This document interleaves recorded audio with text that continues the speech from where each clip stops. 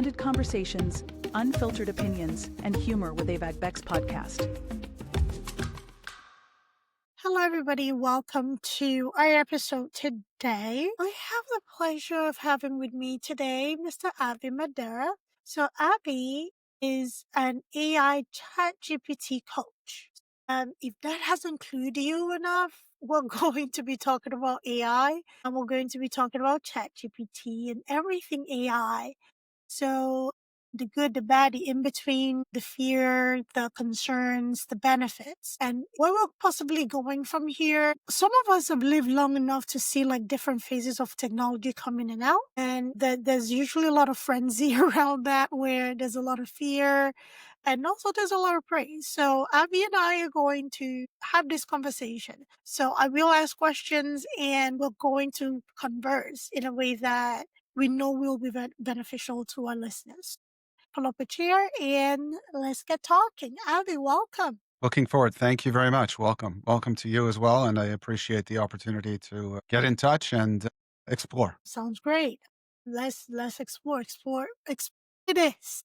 There we go. So AI in general, what do you think the concern is? Why are some people still apprehensive and not still on the bandwagon or still on the fence, I should say, about buying in completely? So I like to explain it like this, first of all, as far as the usability and ease of access to AI. And I mean, it depends what the tools are. If we speak specifically about ChatGPT and creativity, prose, articles, research, not even getting into technical, difficult, scary things like robotics and etc. Right? Just the day-to-day individual and their use and their ability to make life easier. So I like to say that if you know how to send an email, then using ChatGPT or Claude or whatever tool you're going to use is a lot easier than that. And all you have to do is get in there. That said, there's a lot of nuance and there's a lot of fact checking that we still have to do. There's a lot of mitigation and human judgment that we have to apply. As far as why people are hesitant to get into it, I think it's really a matter of one of two things. One is that there is still a tendency to be afraid of technology, depending on what age people are.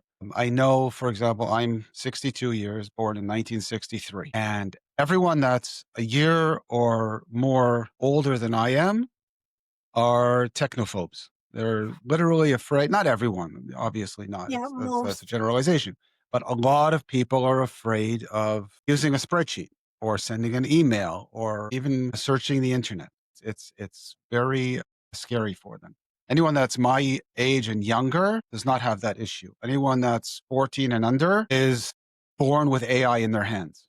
Right. So, and we've only really been using it worldwide for 3 years, perhaps. So, but that's the biggest stumbling block is people's fear of using the opportunity really of the technology because they're still stuck in that other technophobe frame of mind. Right. So let's talk about technophobia for a little bit. So how much of cultural nuance influences that technophobia? We're talking about beliefs, exposure, and things of that nature.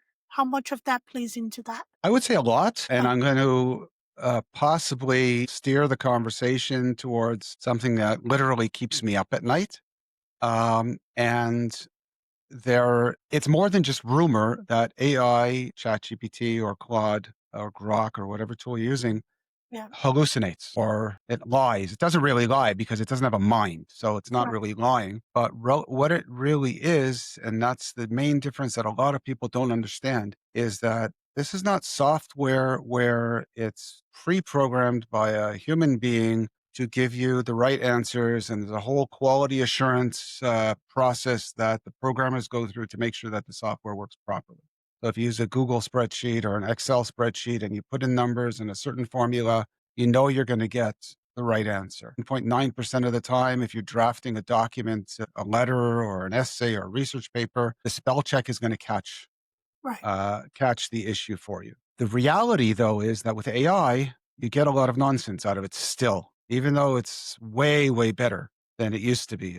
For example, I do some programming in Python and other languages, and what used to take me a month can take me 10 minutes now. And then we get into issues, of course, of job displacement and things like that in the world, and what do we do with that? So I think people are afraid of the lack of accuracy, possibly even more so than the technophobia of it, and that's the cultural side of it. If I can take a minute and give you an example, literally last night I was sitting with my son, 20 plus, and we were talking about how important it is for him to set up a pension fund. Right? I said, when I was thinking about these things 40 years ago, all of a sudden it's 40 years later. Right? I'm Right. 60 years old, 62, and all of a sudden that time, I'm 10 years away or whatever. I don't plan on, not working. I enjoy working, but that time comes by.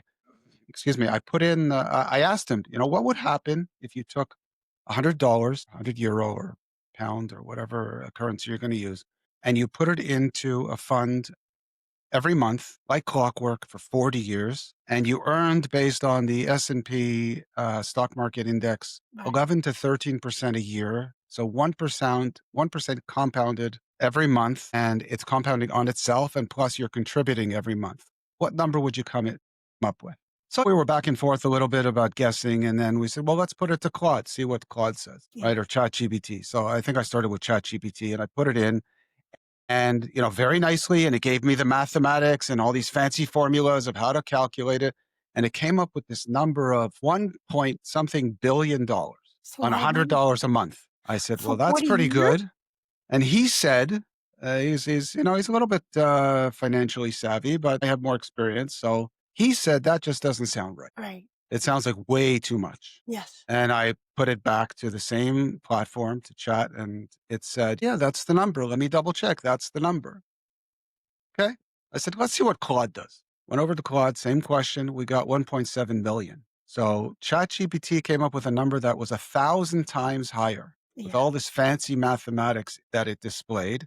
And then Claude came up with 1.7. Now, then we went to, I think it was Motley Fool or one of the investment sites, and we put in a compounded interest calculator, and it's just straight math. Because how does AI work? It works on a probability, it's mathematics. The probable answer for the probable next word that you need in this sentence, in this sentence, or this equation, or this problem that we're solving is X. That's how AI works. It's not set data, but the calculator is a calculator. This plus this times this, et cetera, et cetera. And it came up with the accurate number of $1.2 million for that exercise of 100 times 40 years on a monthly basis, compounded interest. So now us human beings have to have judgment. We have to have critical thinking. So there's a lot of truth getting to your question of why are people still afraid to use it. I think is a combination of not trusting, one, and two is that just that ingrained technophobia, perhaps for the older people, my age or whatever. But I think there's still a lack of trust and knowing that it doesn't work.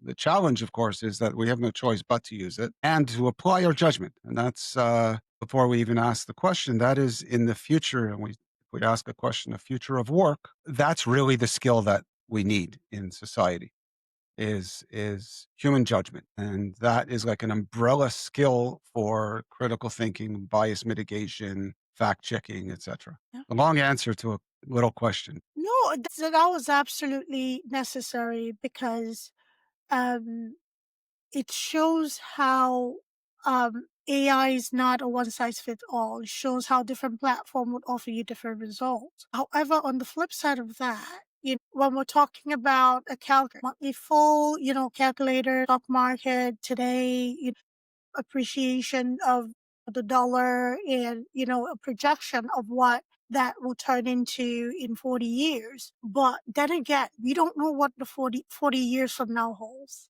right? The calculator is here and now, right?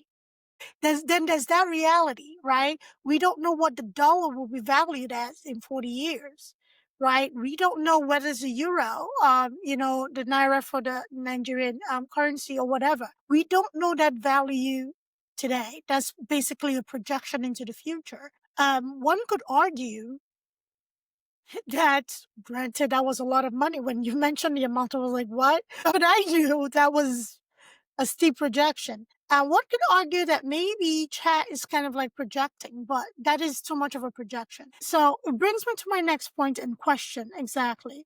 We can only we only deal with here and now, which is it's partly a prompting question. With everything in life, there's always improvements required. So yes, we have this new bright new shiny toy called AI, and part of this shiny toy collective is ChatGPT and the other growing perplexity, you name it, Sure. within the whole suite of AI. Right. So how much patience do we have to improve these tools? And how much is everybody willing to contribute to improve these tools?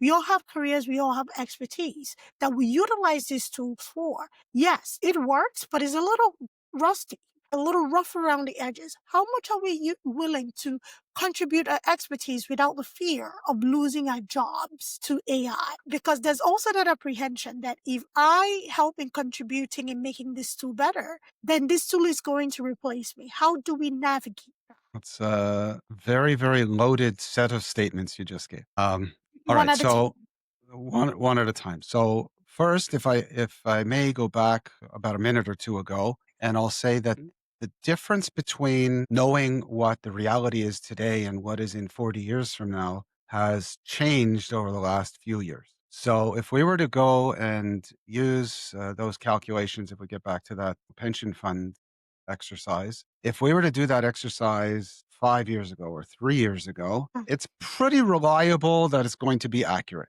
based on the history of the stock market and based on just straight math. Chances are, obviously, and this, we'll put in the little plug here that this is not investment advice or of any It sort, is et not. cetera, et cetera. It Right. is absolutely not. But the likelihood of those Mm. calculations and that strategy for an individual to be accurate and probable and realistic would be pretty high. The challenge today is that AI is affecting all of society all at once at Right. super fast speed. So we really don't know. We can assume at a much higher level of risk that the way things have been are the way that things are going to be in our lifetime in any case. But that's, if I'm not mistaken, something like 70% of trades on the stock market are now done in an automated way. And when we get into questions of job displacement, and I'm going to answer your question as to why should I contribute to this thing if it's going to take away my job, that job displacement is real. There's already 20 to 25% unemployment at the entry level. People that are graduating from college or university, they're not in the trades, that are in things like accounting, bookkeeping, design, graphic design, journalism. All these trades or all these occupations are already seeing unemployment. And then we get into the question of what I call the experience gap, where you would have, let's say, a lawyer. So a way that a lawyer would learn the trade is that they would be working those crazy 12 to 15-hour days in the law office and reviewing documents and doing all the grunt work. And then over the number of years, they would gain experience. The problem is now that AI is doing all that work for them, on the one hand. So they don't have the 10 or 20 years of experience that the senior lawyer has or that the radiologist has. Even surgery. If you look at now, gallbladder surgery is being done in Germany robotically.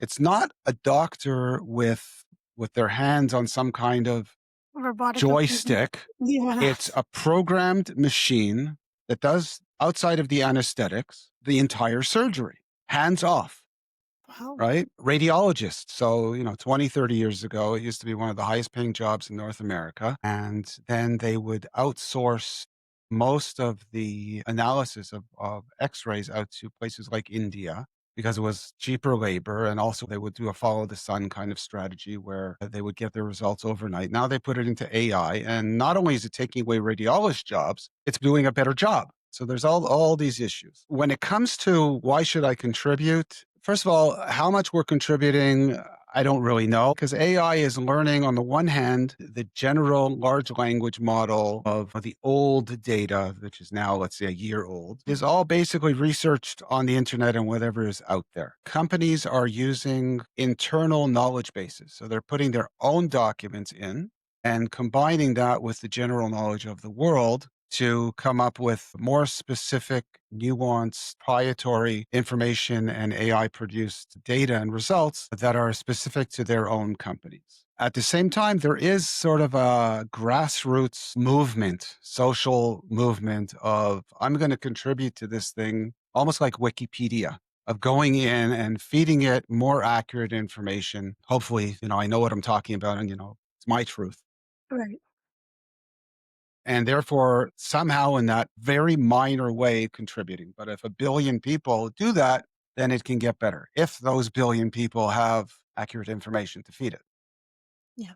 So I happen to be an expert contributor, happen to contribute to one of the big large language module Okay. companies. And what they're doing now to address the problem with the hallucination is that they're actually, through fractional work, working with experts in various career paths to actually create tasks in a way of prompting. So Okay. what is your day to day when it comes to performing tasks to mitigate the prompting hallucination? So going back to the conversation of improving what we have is Sure. that the same way the companies, all the big companies or whatever big small companies come up with AI tools to help navigate workforce need task needs or whatever, they're going to find ways to improve it. Sure. So in doing things like that, where do you think we stand? Even though everybody's not on the bandwagon of contributing their expertise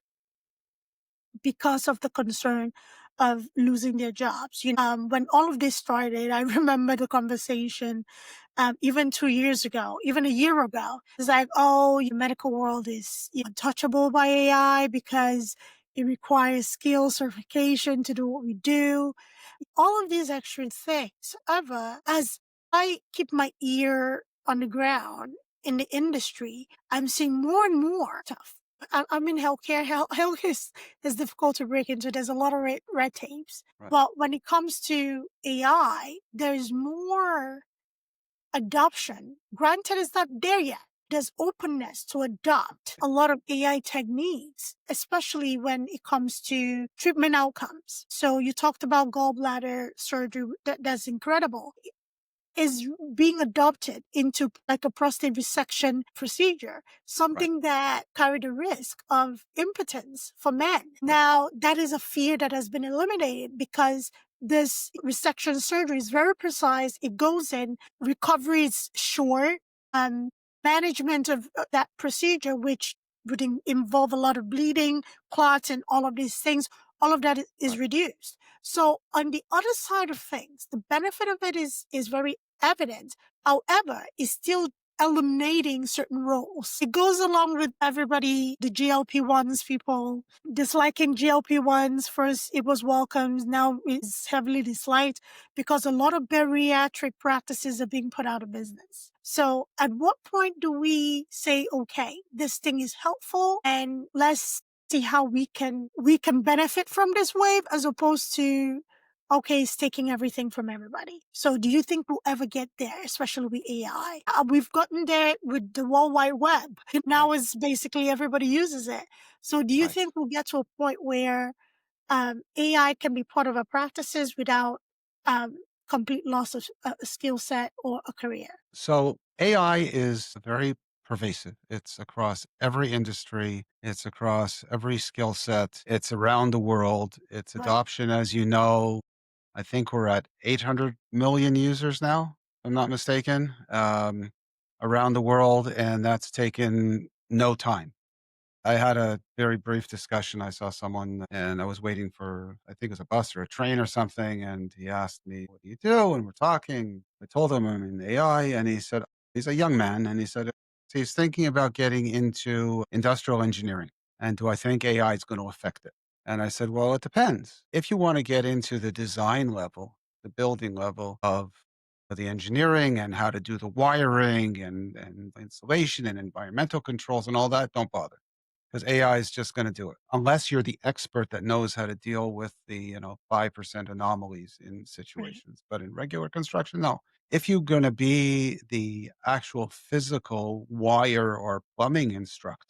installer, you'll have time. And it's the same with everything. When you talk about medical, I'm pretty sure you know that it's no longer that the medical field is untouchable, but most likely the interpersonal types of positions like nursing, for example, are safe for now. I'll clarify that. But in the long term, less so, but still. Okay. The others, doctors, it takes the AI is already like 85% accurate in diagnoses. And it takes so much less time and so much, and especially when you get into the filings and the insurance claims and all the procedures and then tying together the lab tests, et cetera, and the booking. So AI does it and it gets it all wrapped up in a day instead of months sometimes, Right.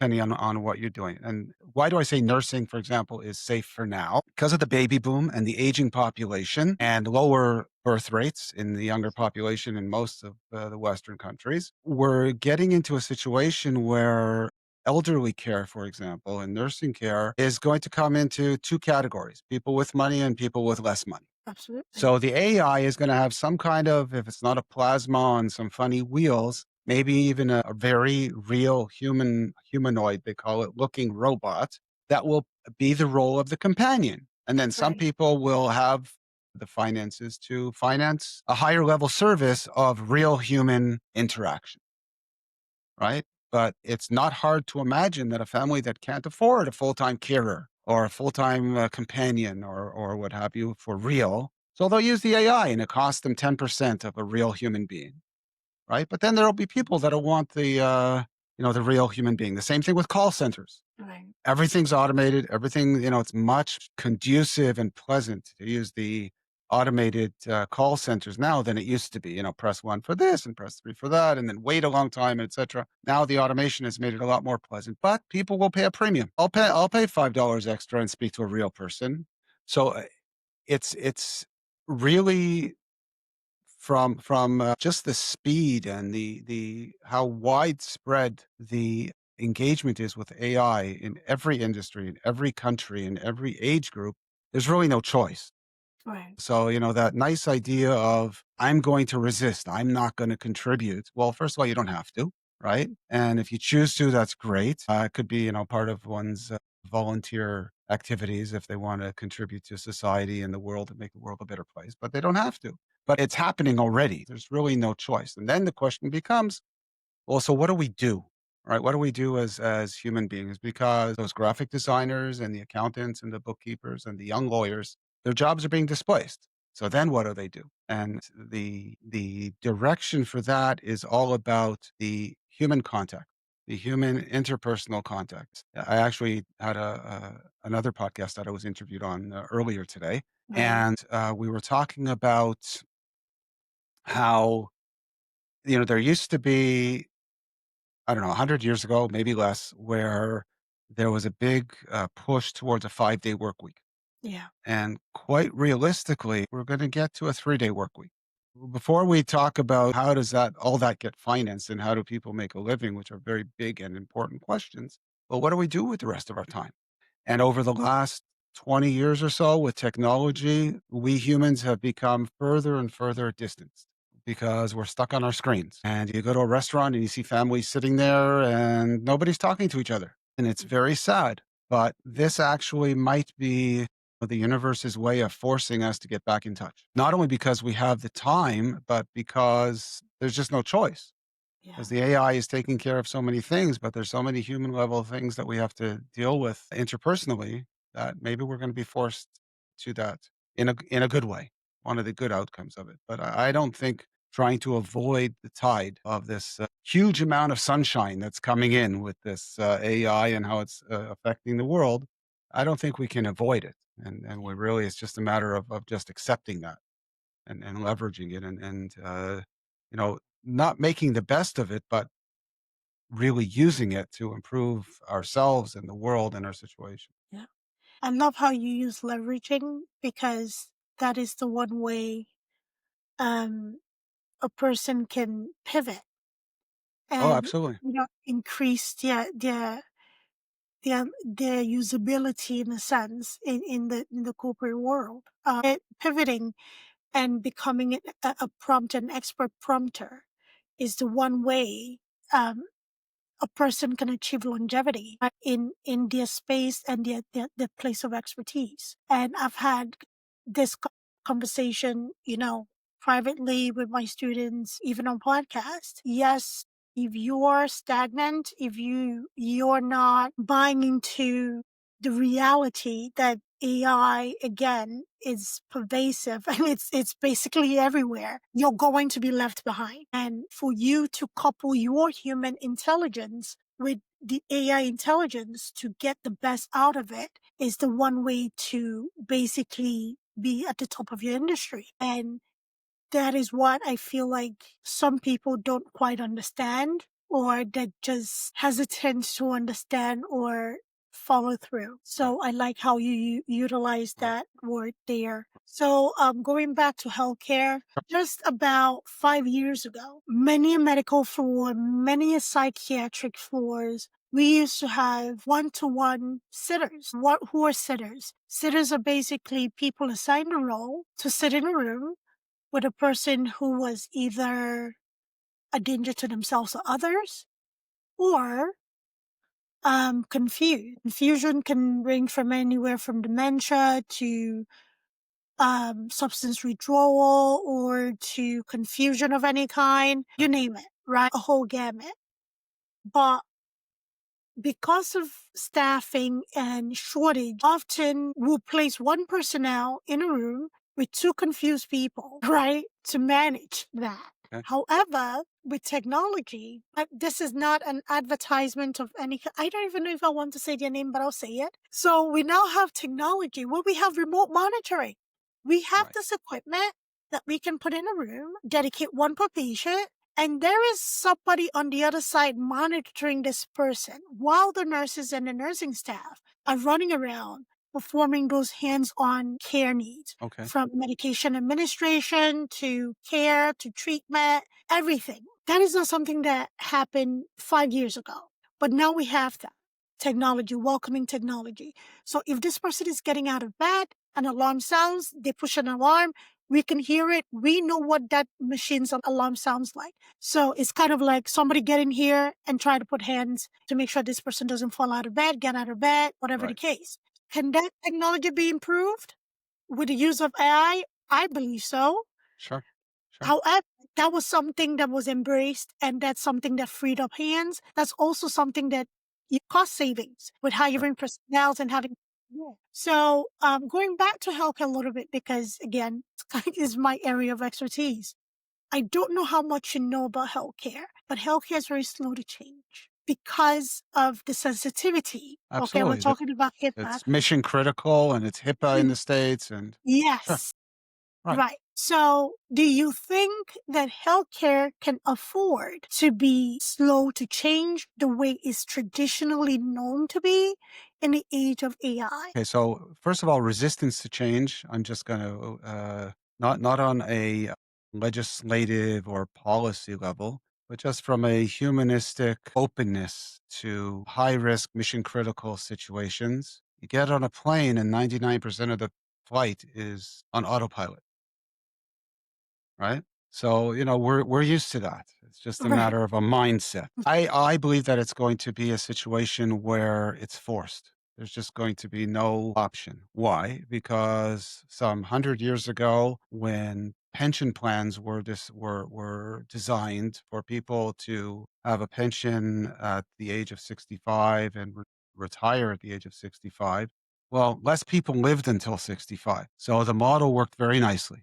Today, thank God, people are living a lot longer. With that, as you know, comes a lot more health challenges as Right. people get older and older, physical challenges. And yes, there's technology and medicine that makes things a lot better than they used to be. But life expectancy today in the West, 90 Yeah. plus, and the tax base to fund all that is getting smaller and smaller because of Right. lower birth rates. So there's really no choice but to allow in those technological efficiencies. So I believe that that is what's going to pressure the all industries and all areas of humanities socially to take on the change a lot earlier than later. Just as a tangent, one of my big concerns is that when you look at, there's elections around the world all the time, different seasons. In the United States, it's in 2028 is the next presidential election.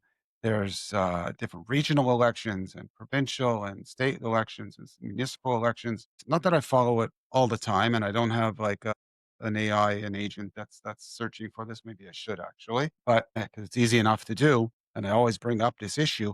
I have not yet seen a politician that is running on the platform of dealing with the social issues that AI creates. I've seen investment issues, I've seen Yeah, energy issues, infrastructure issues, maybe a little bit of education, but not the social aspects. And one of the social aspects is, like you're saying, is the medical field. And how do we, as a society, as civilization, move that forward?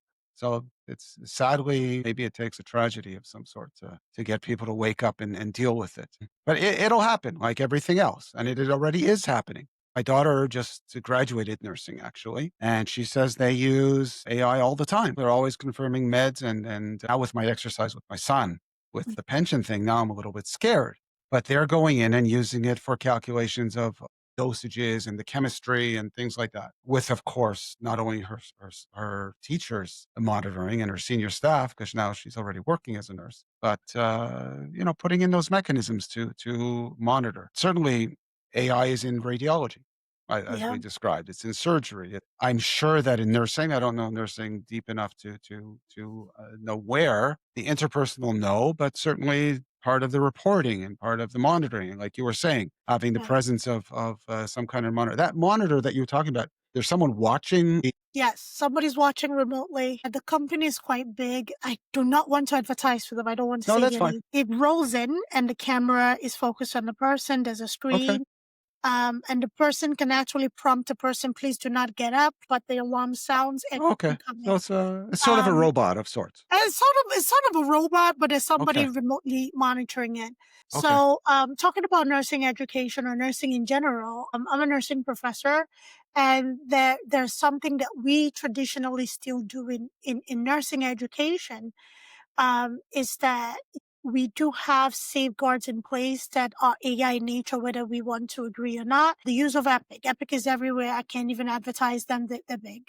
Epic has certain that medication error is hard to make. So before you administer medication to anybody, you have to scan the patient's wristband and then scan the medication, and Right. it'll tell you the dosage or the dosage what you just scanned. So if there were 2 tablets to make up a dose, the order was for 500 milligram, you scan a 250 milligram tablet, it will show you scan only 250. Something is missing. So even with all of that, we still teach traditionally in nursing school how to calculate. Do the math. Yes. Do the math, dosage calculation. Right. You do Right. the math because we also have downtime. What a downtime? Downtime is for updates, computer updates. Okay. What if you work that night shift? Because it usually happens overnight. What if Yeah. you work that night shift and downtime was planned for, say, to happen in an hour or two for computer updates, debugging, whatever. And you had critical medication to give. And the IV pump is no longer connecting to Epic. And you have to manually program that pump. You have to know how to do that because you know what? You can no longer scan and scan. So we still teach the traditional way of doing things because situations do happen where you have to manually do those things. So Mhm. sometimes downtime do go the whole night. It was planned for 2 hours, something happened. Guess what? If your patient was going for surgery, something has to give. You have to still do your work. So this is where I count my blessings, and I'm very, very grateful that I was able to experience nursing when nursing was less computerized. So I would actually add to that a couple things. One is that yes, absolutely. It's like, the flight idea where yes, there's autopilot, but the pilots can turn it off. Right, If, God forbid there's a situation, they can manually fly the plane. The right, same thing here. If there's downtime, the systems go down, you can do it yourself. But right. I'll take it even a step further. A couple of things. One is when we talk about the experience gap, so that type of model where the nurses have no choice but to actually learn what is going on and how to do those calculations and the chemistry and etc. right? Based on each individual patient's situation, teaches them the critical thinking and teaches them the human judgment skills. So that's one thing that they have to apply anyway. What if all of a sudden, in that millisecond between when the computer said, give this person this dose and here it is, and it's all accurate and it's the 500 mils, etc. And then all of a sudden something happened to the patient. In that millisecond between this dispensing of the medicine from the dispensary Right. and then applying the medication to the patient. So Right. you need to know how to do that. You need to also, as the nurse, check and understand that there's something off here. Doesn't Yeah. make sense. That has to Right. be part of the training. Right. And then you get into, well, so is the medical field going to now accept AI? So that would be a policy level condition that we're never giving up because it's mission critical. We're never giving up on the human judgment here.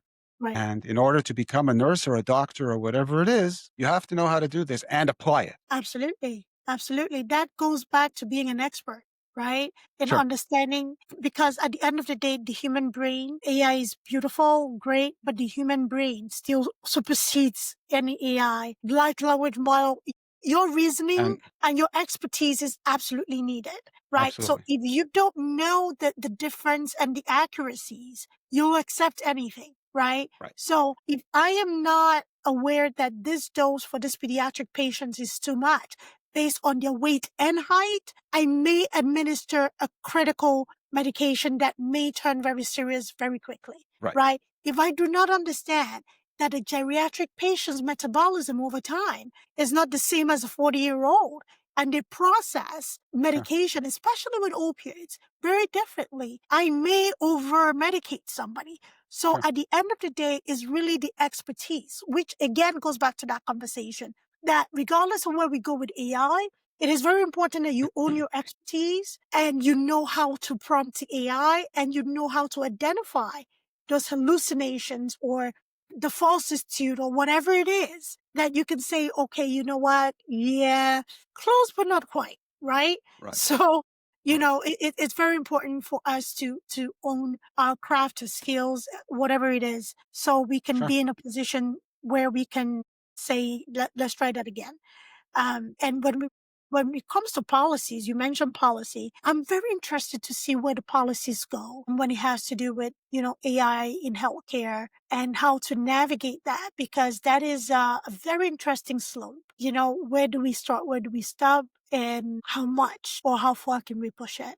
You know? I You know the medical field a lot better than I do, but my sense is that as time progresses, we talk about, I don't know, the last 100 years, the medical field has become more safer and safer as far Mm. as policy is concerned, right? I don't think that there's anything in medicine that's becoming lax and that policy am I wrong? I could be wrong.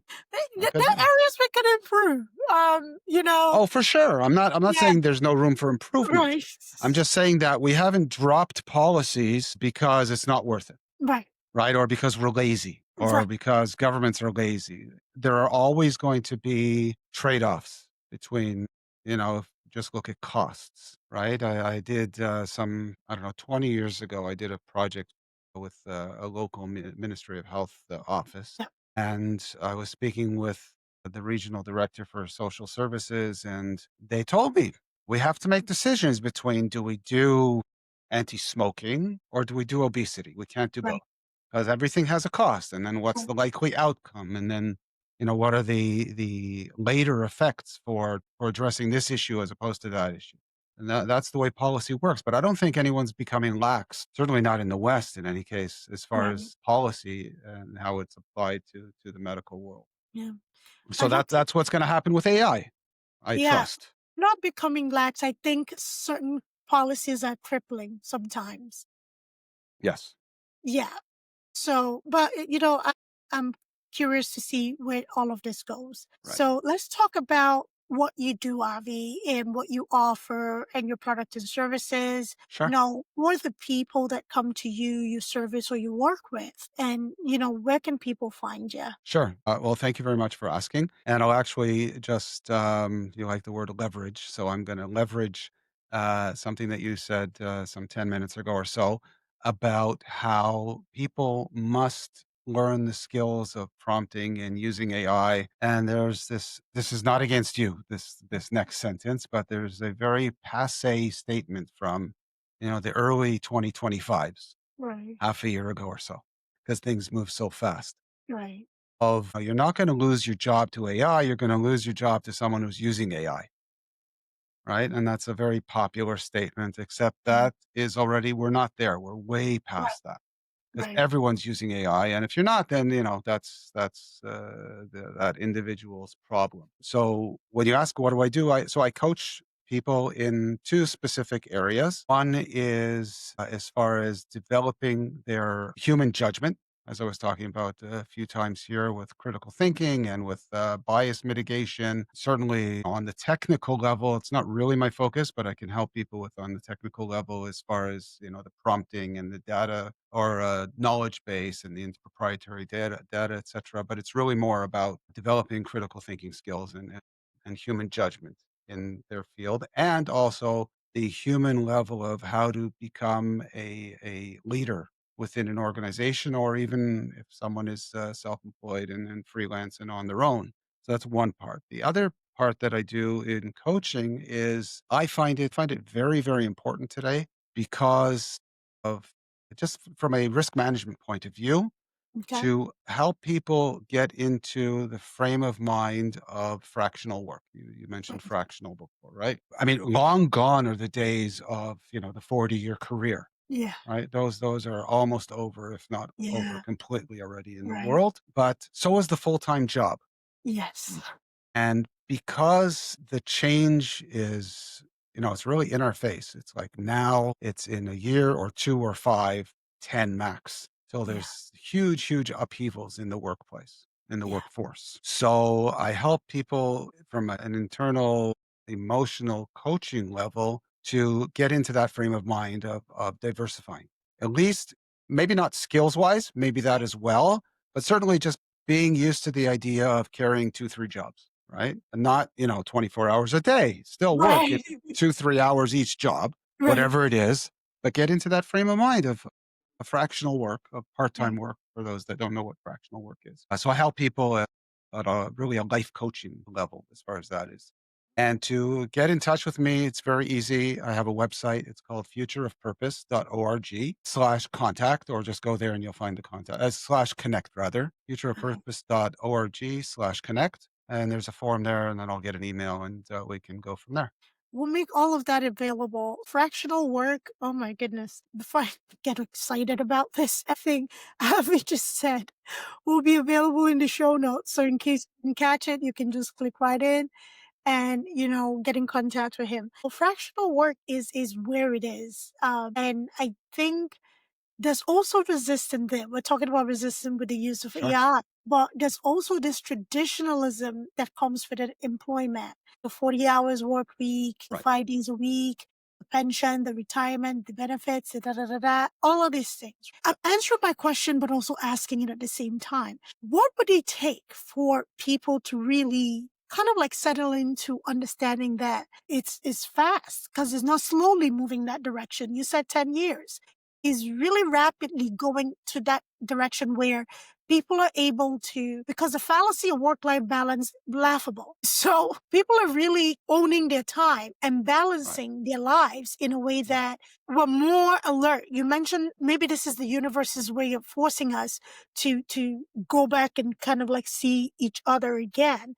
But we're now realizing that there's been a lot of disconnect. The 2 hour commute to work, staying in a cubicle for 8 hours a week, basically coming home to eat and sleep, and then going back to work. It's kind of forcing us into it. But what do you think the resistance is, other than the traditionalist mindset of what a job is? So certainly that. It's just that's the way it's always been, kind of thing. Right. Fear Mm, of making the change, not understanding. There's a lot of people that think in terms of this AI thing that's going on right. now and the changes that are happening in the world. Many people are still talking in terms of the industrial revolutions. So you had the transition from horses to cars, or from telegraph to telephones, or from manual paper ledgers for accountants to spreadsheets. Right. But all those things took or gave us the luxury of 10, 20 plus years to make those changes and to learn the new skills. And they created new industries and new jobs. And, you know, there were new skills that were needed.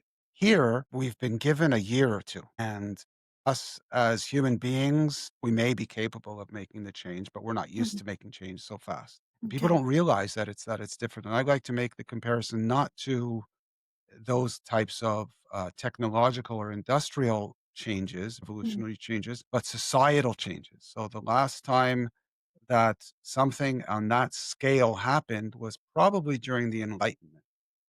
And, you know, so we're talking about mid 1600s to early 1800s, where the philosophers of the time were trying to better the human condition. And then they were fighting against women being able to vote, Mm. women being able to read and get educated and to become teachers and educate and become part of society and have a say in the world. And not just women, everything. They were fighting against the church and against the landowners and against the monarchs and fighting against this power, the size of this change that's happening. I mean, then the Okay. world was Europe, really. I mean, there was Africa, of course, with its population. America was very, very sparse, and South America had its populations, but it was really Europe that was happening. And so that was a quote unquote worldwide level change. And that's the type of change that we're having. So the resistance is that I don't think people understand how fast this is happening. So Okay. people are avoiding it. It's That's happening, the people. It's happening. Oh, without question. I mean, just look at the example I gave, you know, at the beginning of our conversation, right? I do Right. some programming, Yes. and what used to take me a month takes me 10 minutes to an hour, That's right. and it's very easy. And all you have to do, the way I work with ChatGPT, for example, I have my computer open, I have a couple screens open, probably because I just haven't figured out how to do it yet or tried to figure out. My wife types about 100 words a minute. I type about 30 words a minute. But now I type about 1,000 words a minute. Oh, okay. Right? Why? Because I speak into my ChatGPT on my Right. phone, and then I refresh my browser and I see my prompt. I might adjust it a little bit, whatever. I press play or send or whatever it is, and it gives me 1,000 words or whatever I'm doing. Right? And that's the speed of the change. And like you said, it's so pervasive and so across. So I think it's an avoidance thing, but we have to be careful with it, like anything else. Yeah. Mhm. I Right. agree. Actually, in the interview I was doing earlier today, the host was talking about how he has this idea that there's a problem besides the adults that have this issue. Okay, but there are children that use ChatGPT or Claude or whatever, and it's always so polite. Yes. Wow, that's a great idea. And I do it myself. I'll put in a thing. What do you think of this? And Right. it'll say, Avi, that's a great idea. And I wait for that first word. Brilliant. And I feel good. But the kids then get into this addicted, they get a hit of the dopamine or whatever the chemical is. You would know the Right. chemical better than I. And that's a problem because not everything is rosy, Not right? everything is rosy, but we already ruined that with social media. Let's Yes. not blame AI for that. We ruined that with social media when Yes. we started living for the likes and the hearts and the comments and the repost, and And that that absolutely. that And that's really took away a lot of intrinsic validation. We're more focused on the extrinsic validation. And people actually, this picture only got whatever likes. The other one got 1,000. Like, did you like it or not? Did you like the picture? That's all that matters. not Did only you like that, did you experience it? Instead of looking at watching the sunrise through your phone, watch the sunrise. That's it's a very Oh my sad, tragic situation. is, Right. but I think more and more, my hope sometimes feels very weak to use in a sentence for me. I struggle with it a little bit, but in this case, I'm going to use it. I Okay. hope with freeing up time, we can actually have time to reconnect, rebuild, and disconnect. But I don't know how realistic that is. Because So are we going to just fill the void with more stuff? more gaming and more More movies gaming, more and more exactly. Because we're used to that dopamine hit. It goes back to that hip hop song. Now that we found the what are we going to do? It's like, okay, what so else you is know that? what? Actually, on a positive note, Right. on a hopeful note, Yes. I started a publication. I put out my first publication of it this week. It's called The Pulse, and it Okay. monitors what's going on in AI in the world, policy Right. wise, technology wise, human interaction wise. And I tell chat in my script for it to make sure that you double check and find that these are real sources and real programs, and etc. Right. And the big guys like OpenAI and Anthropic, Microsoft, Google, they're investing now billions of dollars Right. in education. Not in education about how to use AI, but in the educational systems, in the schools. Okay. There's a school system. They have about 100 branches now in the United States called Alpha, and they're using what's called a reverse classroom model. Reverse classroom model basically is where you have the teacher is acting as a coach or a mentor. So Yes. it's no longer 6 hours or whatever it is in the classroom where all they're doing is feeding information. The Yeah. student takes notes and then they get a test at the end of the day. Right. The students are actively pursuing projects in groups Yeah. together for several hours a day. And they sit for a couple hours with the Hmm. mentor teacher that guides the discussion in the classroom of 20, 30 students. Yeah. And that, besides the fact that the kids are now using their brains and needing to work through the problems and building those neural pathways, they're socializing. So I use that in nursing, in my nursing classroom. It's called Flip the Right. Classroom, case Right. studies. So that is the best way because Yeah. I can read a PowerPoint. You can read a PowerPoint. I Sure. can talk at you. You can tune me out. For sure. So if I want you to benefit from this, I will give you a case study, put you in groups. Each group has a different case related to the same case study. So we can all discuss, you discuss within your little clusters. And Right. as a whole, whatever you learned, whatever you came up with for that case study, you share with the whole classroom and each cluster does the same thing. So now we have shared diagnosis across endocrine, reproduction, geriatric. So we're all learning. So Right. I could say, I didn't know that. I'll Right. be the first professor to say, oh my goodness, that was a great fact. I did not even know that. Thank you for Right. teaching me that. And it causes everybody to be open and honest with Sure. discovering brand new information.